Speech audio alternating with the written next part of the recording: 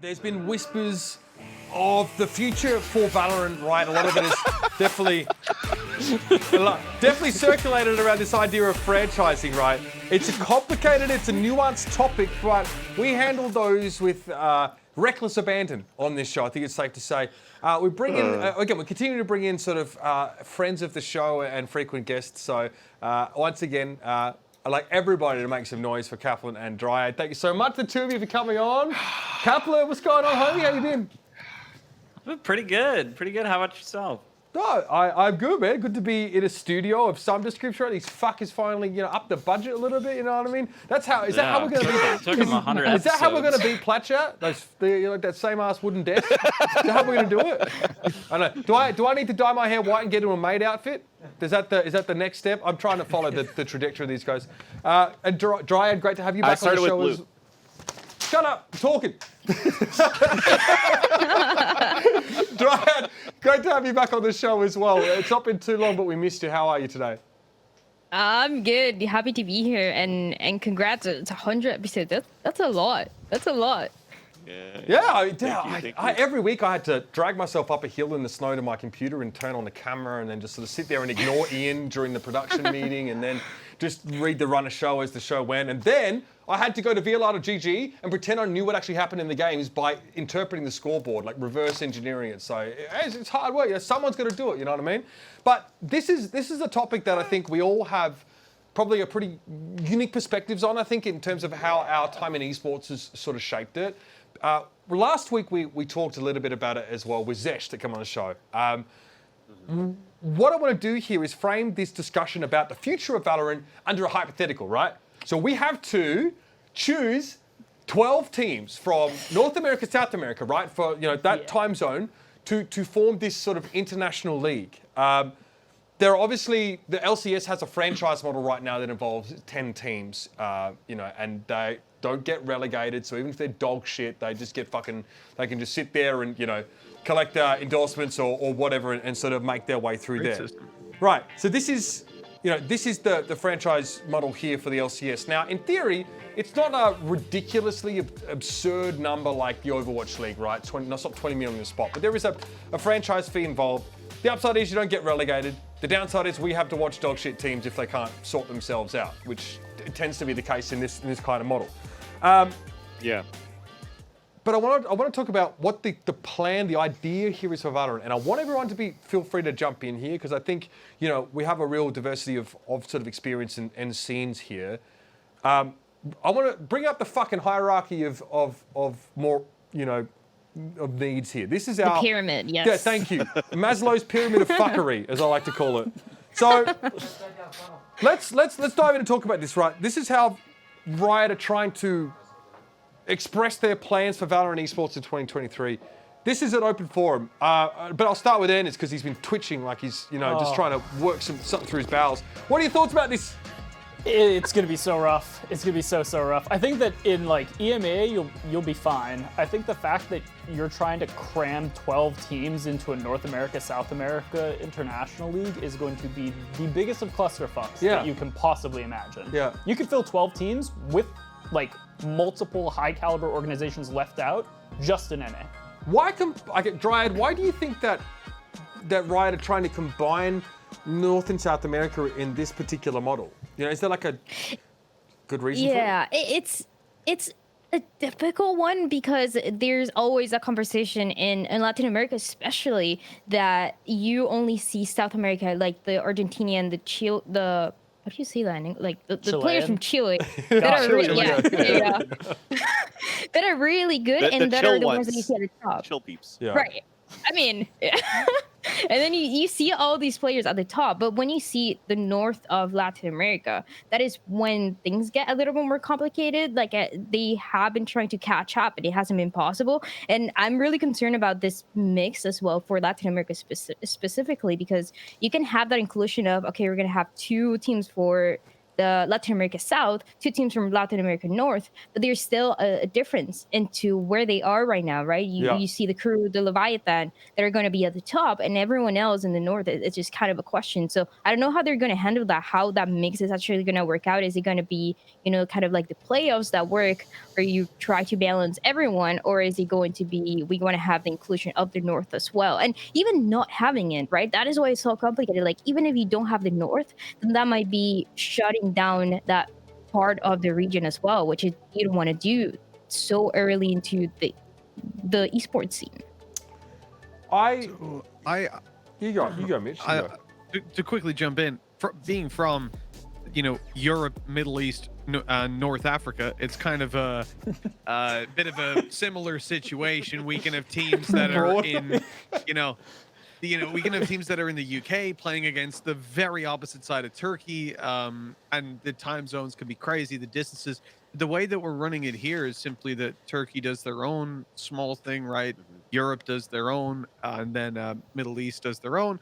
They all come together and play a LAN event, and that solves any sort of issues around that. So I'd imagine what they'd want to do is take X amount of teams from each minor region and then combine them into a LAN event. It seems to be like, I think for the most part, Riot are looking at it and how do we want things to be 5 years from now?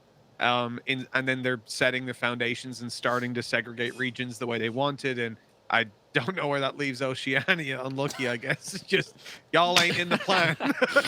Where they usually are. Apparently it's with SCA though, right? It's SCA, look, as far as the LCS is concerned, Oceania isn't considered an import region. So Oceanic residents are considered NA residents for in terms of import. Okay. So I'm sure that there's a slot in this thing for an Oceanic team, right? It makes perfect sense. Surely. They're part of Definitely. Probably two. Dude, Riot, literally, they mothballed all their operations in Oceania. Those cunts pulled out of fucking, they had an office in Sydney, didn't they? And it's fucked right off. So, God help me, to be honest with you. From what I've heard as well, spiders. the way things are being handled there as well, from a talent perspective, I've spoken to some of the talent, and they are being fucked. Yeah. Like, they're being pressured hard. They're being essentially on a system of take this barely sustainable, pay, and then if you don't want it, fuck you. We'll give it to someone else. We don't care about you as a person or any of that. So it's great. Everything sounds fun down there. I've been instructed by 100 Thieves GM Papa Smithy to use nicer words. It's a little. Look, as an Australian, I guess he's allowed to make that call. To be fair, his use of nice words has served him pretty well. I'll be honest with you, but I think that aside, Kaplan, for you, a coach of a team that is, I think it's safe to say a quality roster, but you don't have people just shoving money down your every orifice, right? How do you sort of feel? Not quite yet. Well, I mean, what are you up to later, Hogan?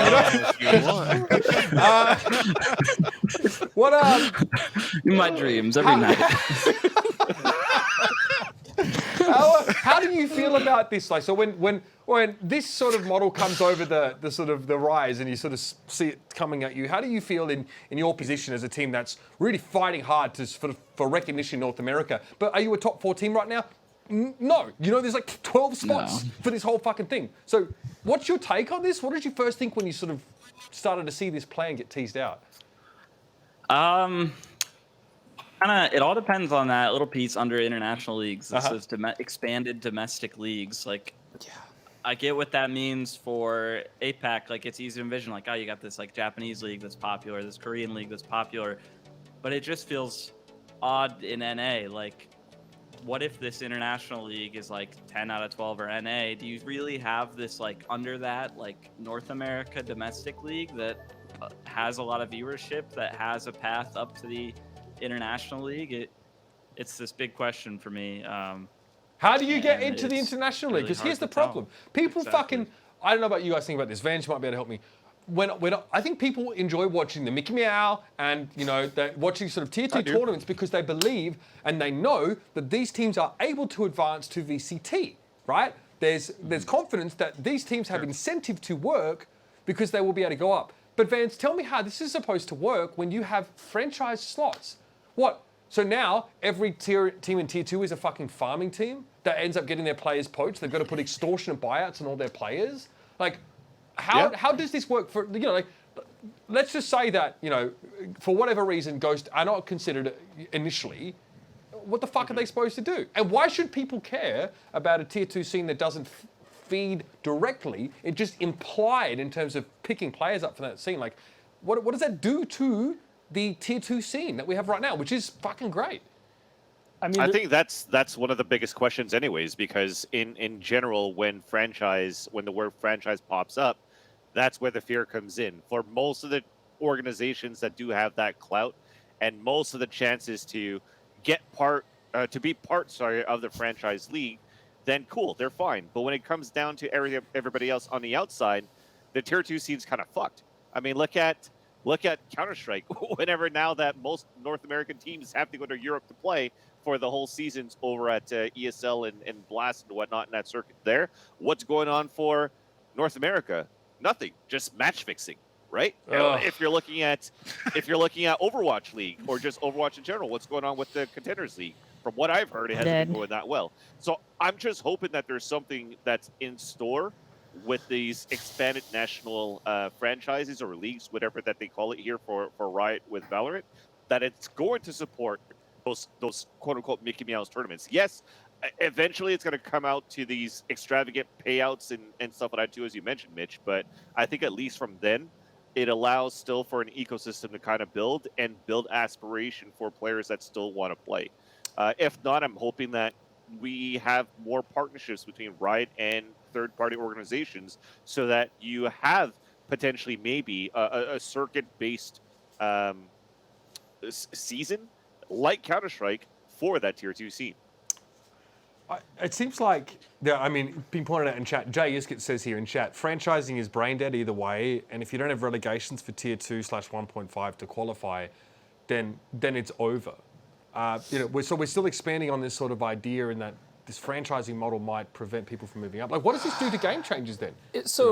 Or women's teams, or co-ed teams that want to compete. This is like one of the considerations that I've sort of gone through is like, are you going to be favored for franchising if you also support a Game Changers roster? Because presumably the answer is yes. Like, Riot's going to want to sort of put their weight behind teams that are invested in their ecosystem more broadly, not just at the international league level, but like how the quote-unquote like Mickey Mouse tournaments do is so fucked. Because you have a situation where people have been flaming tier 1 teams for not playing in Mickey Mouse tournaments to like keep their edge sharp.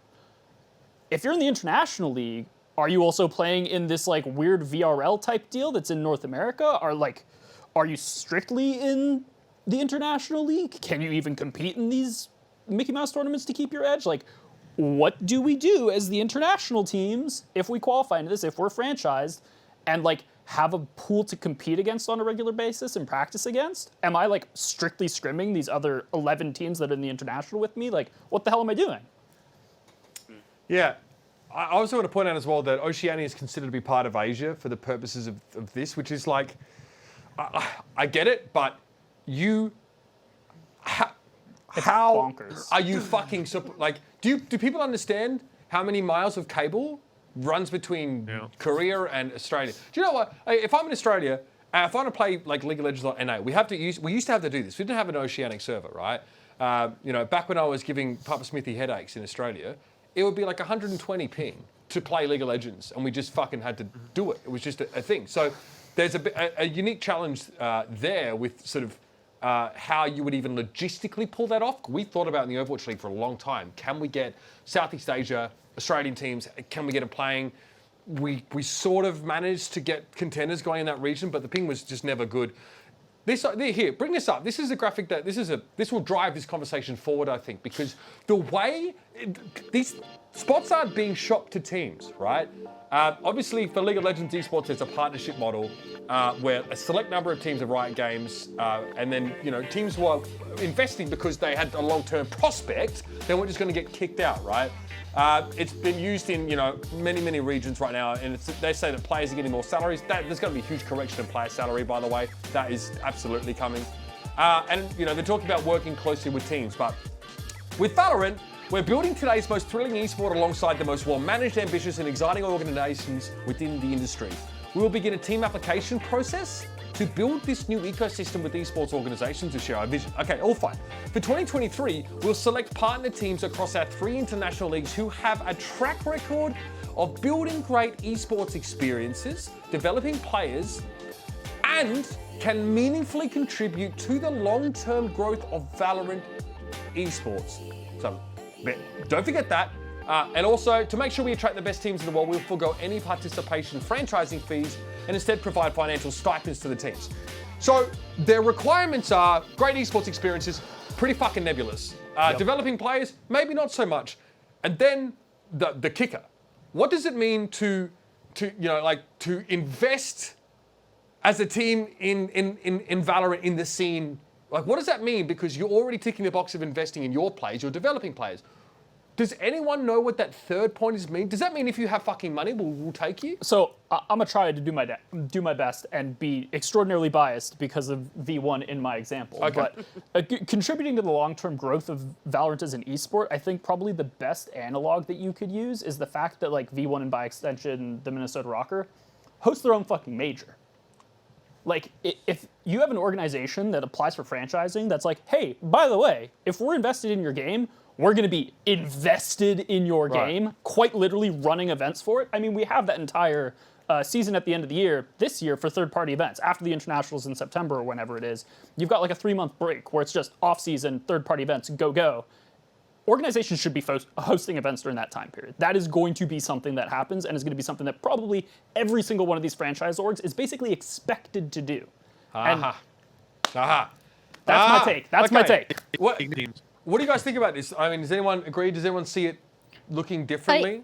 I think I just want to say, like, for like South America, for example, I feel like it's a massive concern because you only have a couple of those big orgs that are out there, and they get support from literally like soccer players that have all the money to invest and that are willing to invest. So you have literally 2 of those big organizations, but everyone else, where are they going to be, right? And it's a concern, like you guys were saying, right, for the tier 2 scene, because right now we actually do have a tournament that is sponsored by Riot. It's called Survival Cup, and it happens right after VCT. The teams that get like to the top but they don't qualify for VCT, they have that Survival Cup, which is okay, it's great, but it's only 2 days that is being streamed, so that is less attention that you get for the players. The possibility for them to move into one of these big teams it's not really there, because those teams are already set. They already know what works, and they're not going to be changing that roster too much. So it either works if you're at the top, or it just doesn't seem to be working at all for everyone else that's behind. I mean, even you look at the prize pool for VCT for, let's say, Latin America South, only the top 3 are getting money. Only the top 3 are getting a prize pool. Everyone else gets nothing. How? Ouch. Yeah. I mean, how do teams? So here you go. Let's talk from like a team perspective. None of us are team owners, right? I don't think so. Vans, you made any investments recently? You need to know about. He's always sports watching his all money. Corporate and only Vans. Okay. No. All right. So teams are going to be brought in, and they have to pay a franchise fee, right?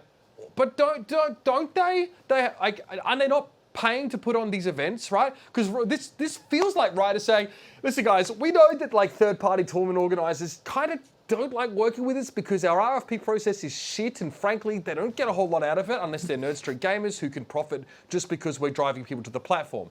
But we could get the teams and force them to hire production companies to put on these events, and then we don't have to attract this third-party interest because the teams have to go and put these events on, right? But the teams get paid a stipend, which sounds like a nominal amount. Could be a lot. I mean, if they handle it like the same way they did the Champions skin, like that was not a small amount of money. Right. That was non-trivial. So I imagine that the stipend is going to be something considerable.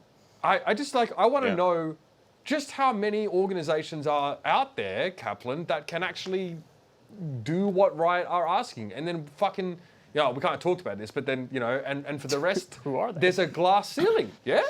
Like, and how would that be for someone like yourself and your team? Like, what does that look like? I mean, I think right now it's true. How many orgs can kind of meet that standard, have that money to play with? Obviously, not having a price tag on franchising is a welcome piece of news for any organization, and it gives them more flexibility to try to meet these things. I mean, putting on an event, I don't I'm not going to pretend I know how much it costs, but it probably costs less than a franchise spot. So I think any org that was planning to be able to bid on one of those is capable of doing this. And it does stand out to me that, you know, they're wording it like the the 2023 application process. They're being pretty explicit about saying the year 2023 when they talk about orgs applying to be part of this.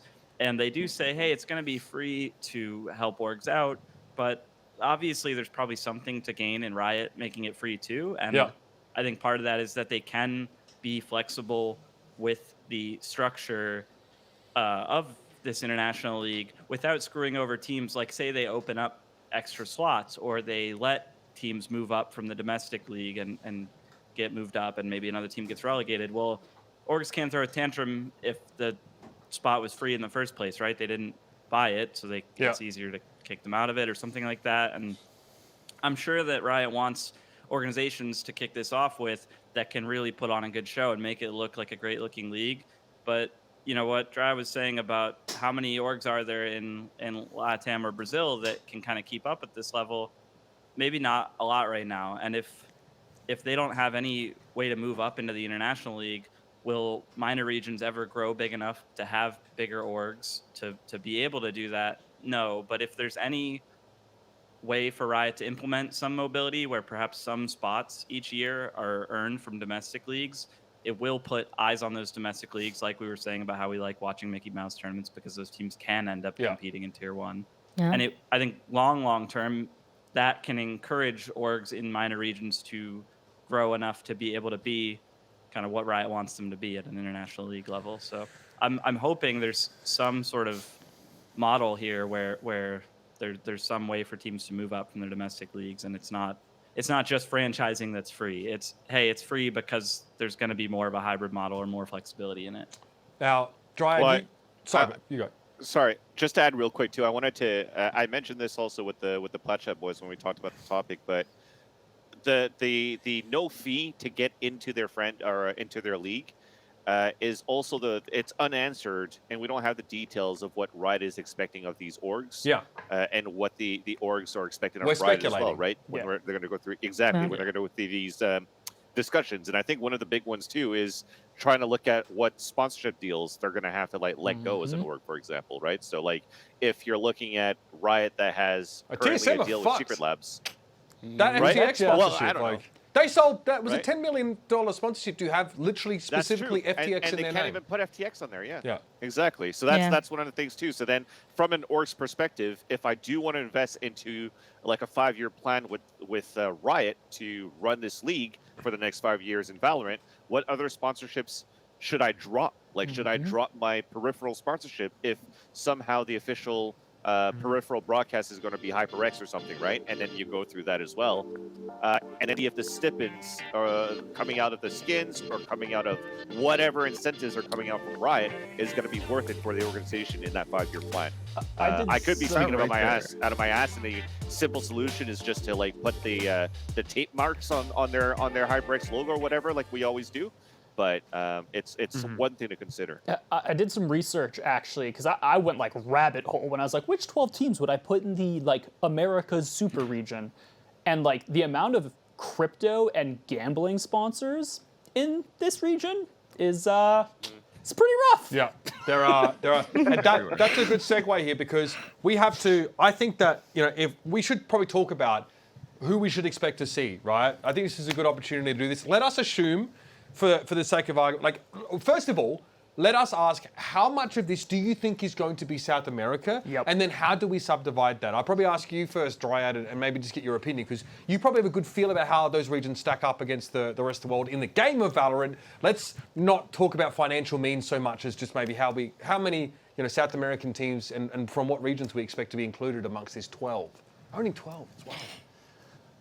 It's so challenging to figure it out, right? Because then you're looking at the region of Brazil that I feel like it's still trying to find really good teams, really good players to have and keep in the rosters. So you're going to be looking at, of course, you're going to be looking at Loud, but then teams like Furia, right? We haven't gotten the chance to see them in an international event yet, but you know that they can get the support and they can have the what is going to be needed. But it's still in Brazil, you still get to see a lot of changes. In South America in general, you're getting a lot of changes, a lot of teams that do the one thing that we tell them not to do, which is nuke the entire roster after a VCT. It doesn't really work out for them. Yeah. And so you can expect that Brazil, we know that has the potential. You can throw the NAP, you can throw Loud in there. You can throw as well Furia, like I said, and I think Game Landers have a pretty good roster too.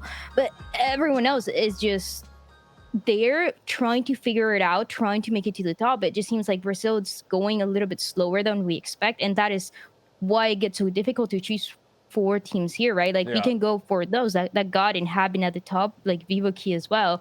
But I mean, it just seems like they need more time. And then we look at Latin America. You're going to be looking at Crew. You're going to be looking at Leviathan. But even Leviathan, they just added Onu this year to the roster. Really good coach, has brought a lot of new things to the table, but it feels like they still need more time to see if they're actually going to be at the top, if they can actually beat teams like Loud and Ninjas and Pyjamas, or is it going to stay where they were before, right? In the playoffs, in the last chance qualifier, where they got taken down, they couldn't get anything, and it's hard to tell. Very quickly, chat. No. The number of teams hasn't been set. We are, like at the start of the segment, I said the hypothetical is that there are 12. So it's purely hypothetical. But again, you can scale this number up any way you like, and you could add teams in, right? We're just using a very round, very normal number. Yeah. Yeah, and they've done, and they changed those numbers a little bit for international events, so we know like that is going to be a possibility. But I mean, I want to say Brazil 4, and then Latin America something like 3. It's what I'm thinking, right? Because like I said, the North, that's 7. They're figuring it out. Yeah. And then we need like 5 spots for North America. And then it's like NA. It's crazy. What? Okay. Yeah. What? Let's say it's 6. It's 2 Brazil, 2 LATAM North, 2 LATAM South. Right? Is that still a lot? I mean, you grimace already. What do you? I mean, I think so like the finance private equity businessman in me is like, no shot in hell. There's literally just no shot in hell. Like from a raw viewership perspective, a selling sponsorships to regions with discretionary income perspective, this is going to be heavily NA biased. And if it isn't, then like it is an objectively bad business decision. Okay. That's just real life. Yeah. So let's say 4. I originally had it that between LATAM as a combined region and Brazil, there's only 3 teams getting through, and I thought that made sense. Right. I upped it to 4 so that I didn't get death threats. I bet you still that's got a good death point. threats. I mean, I can see the 3 4 Brazil, being a thing. 1 Like, LATAM was what I sort of landed on. Sorry, Dry. You go. the thing about, I don't know, the thing about Latin America is that I would say at least 2 for sure, but then that number can change to only 1 depending on what happens and where they are compared to everyone else, compared to NA. Like, and like we know even Crew was having like difficulties in international events. So what does that mean for the future? Like, what does that mean for adaptation, for the new coaches that they got and everything? And can this team actually stay at the top? Can they actually compete in long term with NA and see? Because they're not going to have the chance to, it's not masters, right? You don't get the chance to go to get that experience and to also bring that level now to your region. They're going to be competing with NA, with Brazil, with the teams that are going to be there most of the time, right? That is probably what is going to go on, and everyone else is just going to be behind. Yeah. Let me simplify this question because I want to get everyone's take on this. Let's talk about the teams as we now know them that you think just have to be included, that would be a fucking crime if that were excluded, right? And let us say, for the sake of argument, that there are 4 slots for South America, right? So let's start with South America and say 4 teams that absolutely, if we can get to 4, that absolutely have to be included. And what would they be? Because I feel like Loud is absolutely Loud number is 1. obvious, yeah. I think Loud, Furia, Crew. Furia with their history as an organization, their Yeah. ability to pull sponsors, like I think that they're a shoe-in. I think that you bring Crew because of like just having Aguero's brand behind a team in your franchise league is something you probably want. So Loud, great, Furia, Crew. Loud Furia Crew, And and one then more. Exactly. So like, what's this last slot? Is it like, Nip? is it Nip? Is it MIBR? Is it Keed? Because Keed's sure as hell better than Nip right now. So like, are we Probably intentionally MIBR or picking Nip worse because of the worse names. teams? Like, Ooh, that's kind And of then sus. at that point, you're only looking at the South, right? Then you don't have any Yeah, of the exactly, Mexican like- teams, the Colombia. You have nowhere at the top. So It's so hard to are you make gonna have it just to have them? it's so hard to make a case for like a Six Karma or a Border Monsters or Gillette Infinity because like I've scrimmed those teams for a long time. I've scrimmed them for like 2 years. They're great teams. They're not at the same level as the other teams that we're listing right now. Not even Yeah. close. And so would it make sense for us to put them in an international league for them to just get shit on perpetually? That seems like a little bit of a stretch. If you're gonna bring one team there, it's gonna be Cholos, but that's still a pretty new team. Like we didn't get to see anything from them last year. This year they had a pretty good performance. Even in the playoffs, they were able to different things that were going on at the same time, but they won against Crew, and they made it pretty far. It was at the top of the top 4 that we had between the South and the North. And then Fusion just nuked their roster, so that doesn't even count. So the only potential that you can have for the North is going to be Cholos. They also have a pretty good funding. They have a soccer team that is also pretty popular. But again, are you just going to have them to have the North being included, or would you rather have someone like Brazil, like one of the teams in Brazil that have proven and have a bigger, or have players that have also proved themselves before? And fan base. I think fan base is super important to think about as well, though, when you want to look at these spots, right? So Well, building a Loud team has and like, building what, a 3 fan million base followers. similar, Exactly. Yeah. NIP, MIBR, they've been organizations that have had like the biggest following in Brazil as well since the Counter-Strike days. So it only makes sense to go in that clout. So I think that's probably one of the important things to look at, which is as why Anders mentioned Crew. I agree with that as well. Yeah. Just because of the co-streams that actually happened during Champions and everything with Crew and all the fan base that came about that team. I think that they probably have a good shot of getting a spot as well. I saw a comment here in chat where someone was like, is it all bad? Like, I'm not feeling very excited about this. It's Jack here, Jack Crosser in the chat, and obviously after hearing what Frost had to say and this, just want to make it really clear that we are being critical about this because we don't have the answers and we're posing the questions well in advance. I think that like to suggest that we're feeling objectively bad about this and look, I work for I'm a competing league and I don't feel bad about this. I just don't. Sideshow has come from the Overwatch League. That's why he feels fucking amazing about this. All right. This is not a doom and gloom outlook at 2023, but we have to be critical because we want to, in our own little way, provide accountability to Riot to sort of say, hey, this is something that we care about deeply as well, and we want to see it done right. Exactly. And these are the kind of questions that we have. So Make no mistake, I'm not saying this being negative. I'm framing this in the worst light possible, and I'm still, I would say, net positive. Nostromo, shut the fuck up! Shut up! We are not fucking haters. I'm gonna ban you from this channel as well. You're crazy. Sorry, carry on.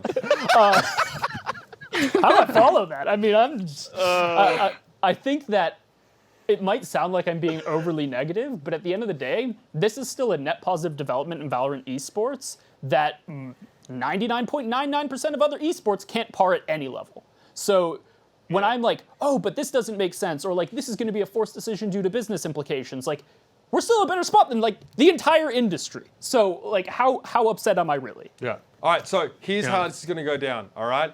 You fall behind us. Maybe I'll recuse you from this, Mitch, just because I think just because we're talking NA teams. But so Dryad, Kaplan, Anders, and Vans, you all get to choose 2 NA teams. All right? Shit. All right. This is going to make it up. So I'm going to start with Dryad, who obviously covers the North American region as well. So don't worry. I want you to choose. You get to choose the first 2 NA teams that must be in this league. Okay, well, the easiest one here is going to be Optic, right? Yeah. I don't think we have to even think about it too much. And then, I mean, the one, and I'm a little biased, but it also makes sense. I think Guard can be there. And I feel like that's a topic of discussion too, because it's like they're not backed up, they're not the biggest org out there. Yeah. But I think this is a team that still has potential. They didn't get the chance to prove everything. It's just a matter of what is exactly why we're talking about this. What is Riot taking into account for this? Is it the potential of teams or what they have already been able to prove? Ah, that's right. Or the fucking willingness to put on a banger of a tourney, I was gonna say. Yeah. All right, Kaplan, what do you reckon? Am I adding on to those two to start? Yes, yeah, you can add on to this too. You get Okay, to make up got the it. 8. Yeah. Okay, I see. I mean, obviously can't say Ghost because I'm too biased. So It's okay. I'm gonna say V1. Do it. You won't. I think Cloud9 are obvious. I think it's been a really successful team. It's obviously a big Oregon brand across esports, and I think those guys like really hold a big identity in NA as kind of the CS vets who are, you know, pretty outspoken and play very well. I think after that, for me, I think it has to be Sentinels. I mean, they've had such a brand in Valorant since the start. They're like the bad boys of the game. I mean, obviously the amount of fans they have is just insane. It's impossible for me to believe they wouldn't get in. Yeah. So who we've got so far? Let's recap. Optic, Optic, the Guard, the Guard. Sentinels, C9. There we go. All right. So, Yep. Anders. V1. Shocking. I know. Okay. I can be as chilly as I want for them, but like, dead ass, working for them as an organization, the way that they invest in the esports that they are a part of, even if I didn't work for them, they would be near the top of my list. Like, probably higher than their performance in North America, even historically indicates, like, they're one of the top 3, in my opinion, of just like, this should be in here, period. Yeah. My second one, I'm actually going to go a little bit wild card because I don't know if they would make the cut if I sort of let it pan out across the way to Vans. Okay. I'm going to say XSET. Oh, I love that actually. I also think that they are not only building a great team with like a really organic vibe as well, but their branding and their direction is, I think it's very good. Has a grassroots feel? Yeah, it's also pretty It's premium a as well. fresher org, which is why I'm like, if I don't yank them in here, I'm not sure that they make the cut. But I think that the trajectory that they're growing on and sort of the hallmarks that they have as an org and the way that they invest are the sort of things that I would want in a franchise personally. Vance? And they're picking up good people too right now for their orgs recently, right? Outside of gaming, just like yeah. I mean, they literally personalities announced picking up a guy in the fucking no artists. pixel server or something like that. I was like, okay, you guys know what you're doing. Yeah, You got as two well. more Yeah, teams. You yeah. got 2 more teams to round this out, Vans. Who else do you think this Oh, year can't go without? easy ones. Yeah. TSM 100 Thieves. Just because Sure. they're very marketable. Every single fan Very loves marketable. hating on 100 Thieves. Pat in the and chat says TSM Vance is going to say he wishes everyone could get in. So fucking true. As soon as Vans is That done, we're too. going to list the teams that got left out, though. We're going to realize how ludicrous this is. Yeah. Yeah, exactly. But yeah, exactly. I think just the fan base in general in Valorant it's just so easy to hate on TSM and 100 Thieves. So it makes it so marketable in that sense. Because if TSM and 100 Thieves start doing good, the fan base still will never think that they're good enough. So they'll always tune back in to be like, is this going to be the game where they fucking start sucking? Or is this going to be the game where, oh shit, they won another? That's 2 in a row? Can they make it 3? Can they make it 4? So they always want more. They always want more. Yeah. And I think that is just going to be like the perfect type of org for those two to just bring the numbers in, bring the clout. I've seen consistency as well. Like all these teams are backed by pretty large sort of investment and capital, so they could satisfy the condition of continuing to contribute to the development of the Valorant ecosystem. Look, obviously, guys, it's not 12 teams. This is a vehicle for discussion about our It expectations. forces us to make hard cuts. Yeah. Like, yes. if we have to make hard cuts, that's the type of conversation you want to have around Yeah. this. So, Like, I have a question too. Like, what are we thinking about FaZe? Well, so that's the thing is- Trippy's in the wait, chat, wait. like, bro. Teams that we left out: NRG, FaZe, Evil Geniuses, every single organization that's in like North American League of Legends LCS and isn't currently active in Valorant. So you've got CLG if they want a like mixed men's roster for main circuit. Dignitas, FlyQuest. Dignitas, FlyQuest, Golden Guardians, like holy shit, man. Yeah. Did anyone say C9? Yes. Okay, so we did cover that. All right. We don't have that in a list normally. So anyway, look, the bottom line is that we're not doom and glooming about it, but we have all seen enough franchise leagues pop up, and we've also, some of us have just had to live with the shitty part about them, to be honest with you. And generally what happens with franchise leagues is that there are hard cuts, right? And for many of these players, livelihoods can be affected. Is that a bad thing? No, it's not. But I think the open circuit, despite it maybe having more limited business horizons, right, for the organizations who want to get in, was the best thing for Valorant, and it's a huge driver of the tier 2 scene. I come from a game whose tier 2 scene is fucking dead because these teams don't have prospects to move up unless they get poached away. It's just fucking dog shit. It's not a good setup. NACS is full of match fixing because everyone's at the ceiling and they can't make any more money, so they resort to other ways of doing it. So don't feel bad about this. We're not trying to be nasty as well. I think what we're trying to do is to sort of pose some what I think are pretty reasonable questions, and hey, maybe Riot are thinking about this stuff, maybe they're not, you know? Exactly. Yeah. We want to And that's provide like a flags pop- because we care about the game, right? So we just want to Yeah. make sure that these topics are brought up so that if somebody has to be vocal about it and we have a platform to talk about this, then hopefully somebody's going to listen to it and try to address these. Yeah. And then, of course, you're not going to be able to address every single one of these points and get a win out of every single one of these points. But if you're able to hit some of them, that still shows some sort of support or growth into whoever's not going to be in a franchise scene, then fuck, that's a win. I think we win as a community that way. Yeah. Now, we're For a going... positive spin, Mitch? real quick, I'll fly in with it. For a positive spin on it, with the Hype tweet we that saw behind the earlier, chair, that was pulled up, it said, in-game path to pro.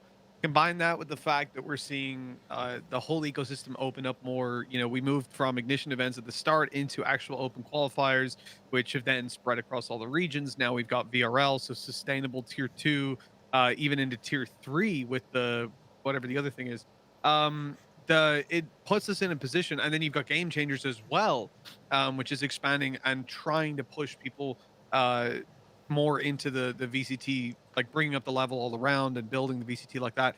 It would be insane because it would be such a heavy step backwards if franchising does actually mean being locked out, being completely shut. Whether there's going to be a franchise and then a solid tier 2 system built under it, which is where like you can go in game. You maybe can't make it to the franchise, but you can make it to some sort of a scouting ground to be picked up by franchise teams. Something like that being built, I think, is the most likely from the way the phrasing and stuff is going out. But I think Riot firmly understands that, at least from how they've approached EMEA over time, that tier 2 has to be built out, and they're running the ignition type events at the end of the year as well, which I think is, as you guys were saying, scouting for which teams, like your G2 from last time, Vitality, FaZe, T1, but that was partnered with MSG. Those teams that have all ran their own events before, I think will probably pop back up. Probably not T1, but the others that run their own stuff and prove to them Straight to the sewer. that they care. Yeah, let's not have a T1. They don't need to be in the franchise. No. I'm good. I'm honestly with They them. can be left out. Now, we're coming up on 4 hours with this fucking show, which is not a surprise to me considering how long our normal shows go. But I do want to take the time to thank you, Kaplan, for coming on the show, man. Hopefully, we'll have you on real soon, talk about more success from Ghost. Obviously, you guys, I know, are in a great place right now, and I'm sure you're feeling good. We'll hope to pick your brain about that sometime in the near future, man. Kaplan, I predicted you. Yes, I would love to.